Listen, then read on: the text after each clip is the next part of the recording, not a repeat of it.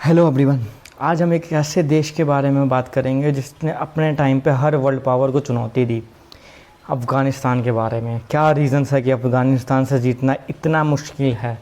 आज के टाइम पे अफ़गानिस्तान के क्या सिनेरियोज़ है, तालिबान कहाँ से आया, क्या डेवलपमेंट रहा अफ़गानिस्तान में, अफ़गानिस्तान की हिस्ट्री क्या है और इंडिया के करंट सिनेरियोज़ में तालिबान के साथ जो नेगोशिएशन है उसका इंडिया के ऊपर क्या असर पड़ सकता है। इन सभी चीज़ों के बारे में आज हम बात करेंगे। तो चलो स्टार्ट करते हैं। पहले बात करते हैं अफ़गानिस्तान की हिस्ट्री के बारे में। अफ़गानिस्तान की हिस्ट्री का एक बहुत इम्पॉर्टेंट रोल है आज के तालिबान के सिनेरियो को जानने के लिए और यूएस के विड्रॉल को जानने के लिए। चलो बात करते हैं। अगर आपको अफ़गानिस्तान के करंट सिनेरियोज़ के बारे में जानना तो अफ़गानिस्तान की हिस्ट्री के बारे में जानना होगा, और अगर किसी देश की हिस्ट्री के बारे में जानना है तो उसकी जोग्राफ़ी के बारे में जानना पड़ेगा। अफ़गानिस्तान की जो जोग्राफ़ी है वो एक टफ़ जोग्राफ़ी है। वहाँ पे सर्वाइव करना बहुत मुश्किल है। वहाँ पे हमेशा से कबीलों का राज रहा है, कबीलों में डिवाइडेड रहा है अफ़गानिस्तान। तो अब अफ़गानिस्तान के कबीलों के बारे में जानते हैं। क्या है अफ़गानिस्तान के कबीलों की हिस्ट्री। अगर अफ़गानिस्तान की कबीलों की हिस्ट्री में अगर एक मेजर पॉइंट देखेंगे तो अहमद शाह अब्दाली का एक रोल था। उसे आज भी अफ़गानिस्तान का हीरो के तौर पे माना जाता है। अहमद शाह अब्दाली ने वहाँ के कबीलों को इकट्ठा किया और एक किंगडम का निर्माण किया, और उसने इन्वेजन किए बहुत सारे देशों में, हिंदुस्तान में भी इन्वेजन किया, जिसका हिंदुस्तान की हिस्ट्री पे भी एक बहुत बड़ा असर पड़ा। यहाँ तक कि हमारा एक बहुत बड़ा शहर अहमदाबाद का नाम भी अहमद शाह के ऊपर ही है। उसके बाद कोई मेजर डेवलपमेंट नहीं रहा अफ़गानिस्तान में, वहाँ के कबीले आपस में ही लड़ते रहे। फिर आया ब्रिटिशर्स का टाइम या ब्रिटिश साम्राज्य का टाइम। तो ब्रिटिशर्स भी चाहते थे अफ़गानिस्तान पे कब्जा करना, इसलिए ब्रिटिश और अफ़गानिस्तानियों के बीच 3 युद्ध। इन तीनों युद्धों का कोई भी नतीजा नहीं निकला। तो फिर अफ़गानिस्तान के लोगों और ब्रिटेन में एक ट्रीटी साइन हुई, जिसके तहत ब्रिटेन अफ़गानिस्तान में इन्वेड नहीं करेगा और अफ़गानिस्तान इंडियन टेरिटरी जो ब्रिटेन की ऑक्यूपाइड टेरिटरी थी उस पर इन्वेड नहीं करेगा। फिर जो अगला डेवलपमेंट होता है अफ़गानिस्तान की हिस्ट्री में, वहाँ पे किंगशिप स्थापित हो जाती है। 1919 के अंदर ज़ाहिर शाह नाम का किंग वहाँ पे राजा बन जाता है। राजा अच्छा था, उसने काफ़ी प्रॉब्लम्स अफ़गानिस्तान की सॉल्व कर दी। थोड़ा लिबरल राजा था, वुमेंस को राइट्स मिले, ऐसा चलता रहा अफ़गानिस्तान की हिस्ट्री में। तो अगला जो बड़ा डेवलपमेंट हुआ वो 1973 में हुआ। अब वहाँ का राजा चेंज होकर मोहम्मद दाऊद हो गया। PDPA एक कम्युनिस्ट पार्टी की मदद से उसने वहाँ पे राज्य स्थापित कर लिया। राज्य स्थापित, वैसे वो राजा डिक्लेयर नहीं हुआ, पर उसने जो हेड ऑफ़ द स्टेट था वो बन गया और उसने ज़्यादातर चीज़ें अपने कंट्रोल में ले ली। फिर वो उसकी जो एडमिनिस्ट्रेशन था वो इतना अच्छा नहीं था। तो PDPA ने, जो वहाँ की पार्टी थी, जिसकी कम्युनिस्ट पार्टी थी, जिसके मदद से उन्होंने सरकार बनाई थी, यानी राजा वहाँ पे पावर में आया था, उसने तख्ता पलट कर दिया। अब PDPA की सरकार आ गई जो एक कम्युनिस्ट पार्टी थी। अब कम्युनिस्ट पार्टी को रशिया का सपोर्ट हो गया PDPA को 1979 में, क्योंकि यहाँ पे भी एक गृह युद्ध, एक कोल्ड वॉर चल रहा था अमेरिका और रशिया के बीच में। तो अफ़गानिस्तान पे दोनों ही देशों की नज़र थी और PDPA के कारण कम्युनिस्ट पार्टी का रूल आ गया अफ़गानिस्तान के अंदर। तो यहाँ पे अब रशिया का प्रभाव बढ़ने लगा। अब PDPA में भी इंटरनल डिस्प्यूट हो गए दो ग्रुप्स के बीच में।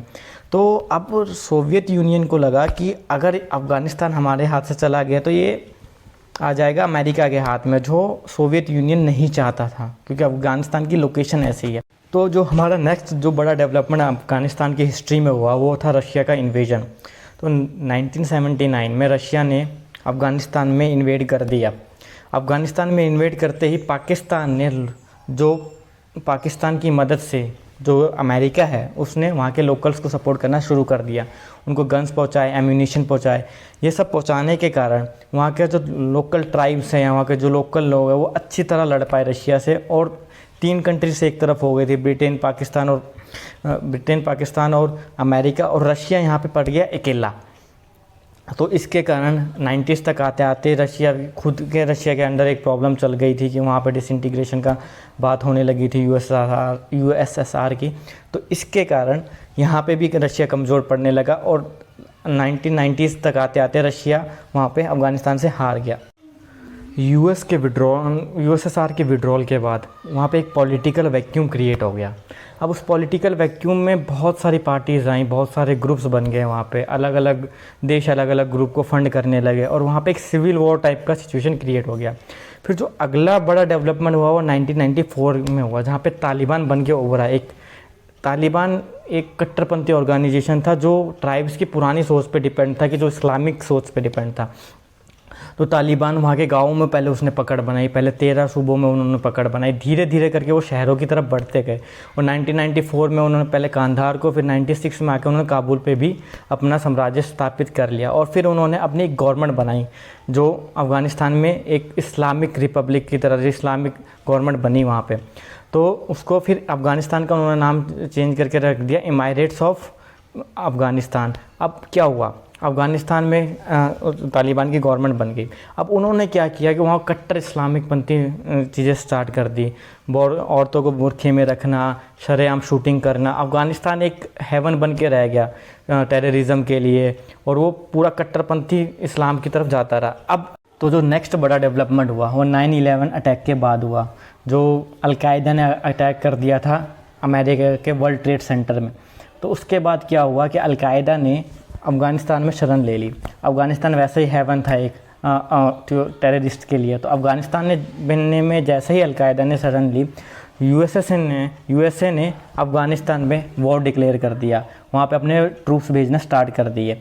तो अब वहाँ पे यूएसए बोलने लगा कि हमें डेमोक्रेसी चाहिए, वहाँ पे इस्लामिक कट्टरपंथी को दूर करना है, क्योंकि वहाँ पे ह्यूमन राइट्स वॉल्यूशन हो रहा है और अलकायदा के चीफ को इन लोगों ने छुपा रखा है। इस कारण यूएसए ने अपने ट्रूप्स डिप्लॉय करना शुरू कर दिए अफ़गानिस्तान के अंदर। अब जो नेक्स्ट बड़ा डेवलपमेंट हुआ, वहाँ पे कॉन्स्टिट्यूशन बना 2007-8 के अराउंड में, वहाँ पे कॉन्स्टिट्यूशन बनाया गया। वहाँ पे यूएसए अपने हिसाब से गवर्नमेंट बनाता रहा। यूएसए ने तालिबान पे हमले तो किए, पर उनको कभी भी वो पूरी तरह से मिटा नहीं पाया और ख़त्म नहीं कर पाया तालिबान को। उनको 10% या 20% हिस्से में तालिबान रहा। तालिबान ख़त्म क्यों नहीं हुआ? क्योंकि वो वहाँ के गांव के लोगों पे उनकी पकड़ बहुत अच्छी थी, इसलिए तालिबान वहाँ से ख़त्म नहीं हो पाया। अब वो ये युद्ध 2000 से स्टार्ट हुआ और 2020 तक खिंचता गया। यूएसए को भी काफ़ी नुकसान हुआ, तालिबान के लोगों को भी काफ़ी नुकसान हुआ, इकनॉमी को भी बुरा असर पड़ा। फिर जो अगला जो स्टेप डेवलपमेंट हुआ हमारा, वो हुआ कि अलकायदा के चीफ का मर जाना, ओसामा बिन लादेन का पाकिस्तान के अंदर मर जाना। अब जैसे ही ओसामा बिन लादेन मर गया, उसके बाद यूएस ने सोचा कि अब अफ़गानिस्तान से विड्रॉ करने का टाइम आ गया है, क्योंकि अब उनको इतना ज़्यादा सपोर्ट था नहीं वर्ल्ड लेवल पे भी। और दूसरा था कि उनके ट्रूप्स वहाँ पर डिप्लॉय थे, कुछ वहाँ से मेजर निकल नहीं रहा था। वैसे अफ़गानिस्तान की इकोनॉमी में अगर यूएस का इंटरेस्ट था, क्योंकि अफ़गानिस्तान सबसे बड़ा ओपियम प्रोड्यूसिंग कंट्री है, और दूसरा वहाँ पे नेचुरल रिसोर्सेज काफ़ी भरपार में है, जिनका एक्सप्लॉटेशन हुआ नहीं है, यानी उनको एक्सप्लोर किया नहीं गया है, टेक्नोलॉजी की ना वहाँ पे पहुँची नहीं है। तो यूएस का इंटरेस्ट तो था, पर इंटरनेशनल कम्युनिटी में भी एक प्रेशर था उसके ऊपर कि उसका वो ह्यूमन राइट वायलेशन हो रहा है वहाँ पे यूएस के द्वारा, और वहाँ पे कुछ मेजर डेवलपमेंट हो नहीं पा रहा। तालिबान वहाँ से निकल नहीं पा, तालिबान को वो बिल्कुल पूरी तरह से ख़त्म नहीं कर पा रहे हैं। तो जो हमारा अब फिर ये सिचुएशन आ गया कि यूएस को वहाँ से विड्रॉ करने पे मजबूर होना पड़ा। अब कारण क्या है कि अफ़गानिस्तान को कोई कंट्री या कोई देश इतने बड़ी बड़ी वर्ल्ड पावर्स हरा क्यों नहीं पाते, उसके बारे में बात कर लेते हैं। पहली चीज़, वहाँ का टफ़ टेरेन होने के कारण वहाँ के लोग भी टफ़, उनकी जो बॉडी स्ट्रक्चर है वो अच्छा खासा बिल्ट है और वो अपने ज्योग्राफी को जानते हैं। तो इसके कारण उनको हराना थोड़ा मुश्किल हो जाता है।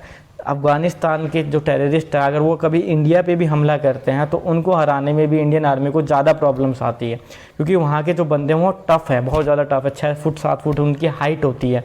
तो एक तो उसकी टफ़ ज्योग्राफी होने के कारण वहाँ के जो बंदे हैं वो टफ़ हैं, तो इसके कारण उनको हराना थोड़ा मुश्किल हो जाता है। दूसरा, जो वहाँ पे गोरिल्ला वॉरफेयर जो करते हैं वो लोग, वो अपनी ज्योग्राफी को अच्छी तरह से जानते हैं। वो मारते हैं और छुप जाते हैं, मारते हैं फिर छुप जाते हैं, फिर मारते हैं फिर छुप जाते हैं। तो ये एक बहुत बड़ी समस्या है कि अफ़गानिस्तान में कोई भी देश जाता है वहाँ पर कुछ करने या फिर उनको हराने के लिए, वो हरा नहीं पाते, क्योंकि गोरिल्ला वॉरफेयर में अफ़गानिस्तान की पॉपुलेशन बहुत ही ज़्यादा माहिर है। तीसरा, वहाँ की जो लोकल लोग हैं वो तालिबान को एक बहुत बड़ी अमाउंट में सपोर्ट करते हैं। एक ये बहुत बड़ा कारण है कि वहाँ पे यूएस नहीं जीत पाया। अब इन सब सिनेरियोज़ के बाद में क्या होता है कि अब यूएस विड्रॉल कर रहा है वहाँ पे। अब इंडिया के ऊपर उस चीज़ का क्या असर पड़ेगा? तो इंडिया का सबसे जो बड़ा असर जो है वो वहाँ के फाइनेंशियल लॉसेस है। इंडिया को बहुत बड़ा फाइनेंशियल लॉस झेलना पड़ सकता है। एक तो अफ़गानिस्तान में इंडिया ने बहुत ज़्यादा पैसा इन्वेस्ट कर रखा है। अब इंडिया पे उस चीज़ का क्या असर पड़ेगा अगर तालिबान की गवर्नमेंट आती है, या अफ़गानिस्तान में पॉलिटिकल इंस्टेबिलिटी हो जाती है, या गृह युद्ध छिड़ जाता है, या सीरिया या यमन वाले हालात होते हैं, तो उसका इंडिया के ऊपर क्या असर पड़ेगा, उसके बारे में बात करते हैं।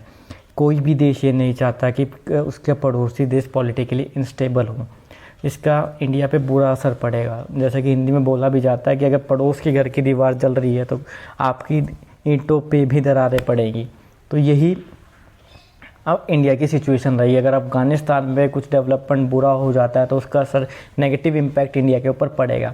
अब इंडिया ने अपनी कुछ पॉलिसीज़ बना रखी है जिसमें अफ़गानिस्तान एक क्रिटिकल रोल प्ले करता है। जैसे चबाहर पोर्ट है जो हमने चाइना के रोड एंड बेल्ट इनिशिएटिव को काउंटर करने के लिए बनाया था, उसका जो कनेक्टिविटी है, उसका मेन लिंक है वो अफ़गानिस्तान भी है, क्योंकि अफ़गानिस्तान ही सेंट्रल एशिया से चबाहर पोर्ट को कनेक्ट करेगा। और चबाहर पोर्ट में पैसे आने के जो इकोनॉमी जो हमने पैसा इन्वेस्ट कर रखा है उसका रिटर्न आने के लिए अफ़गानिस्तान एक बहुत क्रिटिकल कंट्री है इंडिया के लिए, कि अफ़गानिस्तान में पॉलिटिकल स्टेबिलिटी हो, अफ़गानिस्तान की गवर्नमेंट से इंडिया के रिलेशंस अच्छे हों।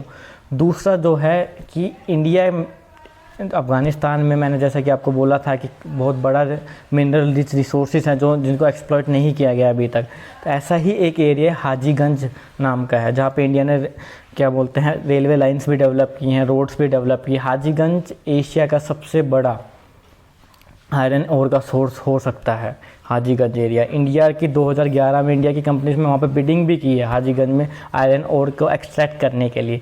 तो अगर तालिबान आती है वहाँ पे तो वहाँ से दोबारा से रीनेगोशिएट करना पड़ेगा उस चीज़ को, और अगर पॉलिटिकल इंस्टेबिलिटी रहती है तो वहाँ पे कोई इंडस्ट्री जाके राज़ी नहीं होगी।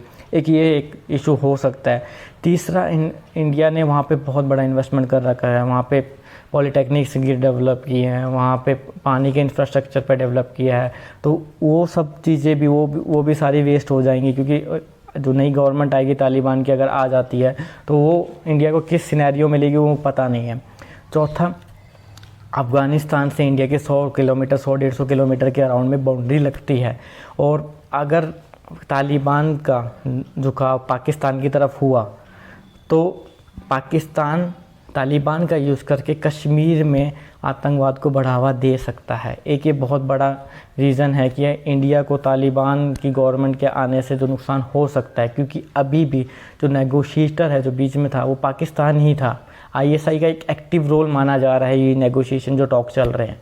तो ये सब डेवलपमेंट, ये सब जो इन सब चीज़ों का इस असर इंडिया की इकनॉमी पे, इंडिया की पॉलिसी मेकिंग में पड़ेगा। तो इसलिए अफ़गानिस्तान का पॉलिटिकल स्टेबिलिटी होना ज़रूरी है। उनके प्रेसिडेंट ने बोला भी, गिलानी साहब ने ये बात बोली भी थी कि हम नहीं चाहते कि हमारा देश सीरिया यमन जैसा कोई बन जाए जिसमें दूसरी कंट्रीज़ लड़ती रहे और हमारे जो नुमाइंदे या हमारी जो जनता है वो सफ़र करती रहे। थैंक्स।